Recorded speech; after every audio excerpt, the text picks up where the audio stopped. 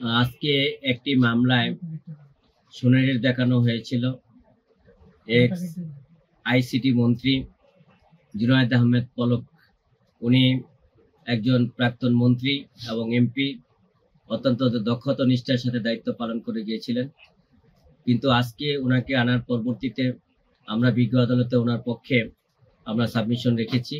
পরবর্তীতে যে আজকের যে আসামি জুনায়েদ আহমেদ পলক, উনিও কিছু কথা বলবেন বলে আশ্বস্ত করেছেন। বিজ্ঞ আদালতের অনুমতি চেয়েছেন, বিজ্ঞ আদালত অনুমতি দিয়েছেন। পরবর্তীতে উনি বলেছেন যে আমি একজন ডিভিশন প্রাপ্ত আসামি, কিন্তু আমাকে ডিভিশনের কোনো কিছু দেওয়া হচ্ছে না এবং আমাকে বঞ্চিত করা হচ্ছে। আমাকে যেখানে রাখা হয়েছে সেখানে কাশিমপুর হাই সিকিউরিটি, যেখানে সাজাপ্রাপ্ত ম্যাক্সিমাম আসামি অবস্থান করে এবং ওনাকে পর্যাপ্ত যেখানে রাখা হয়েছে 2x2 একটা রুমের ভিতরে, এমনকি এখানে ওয়াশরুম পর্যন্ত নেই এবং সেই বিষয়ে দৃষ্টি আকর্ষণ করেছেন। আমরা একজন আইনজীবী হিসেবে মনে করেছি যে ওনাকে হিউম্যান রাইটস অর্থাৎ লঙ্ঘিত হচ্ছে, ওনার যে অধিকারগুলো আছে সেগুলো লঙ্ঘিত হচ্ছে।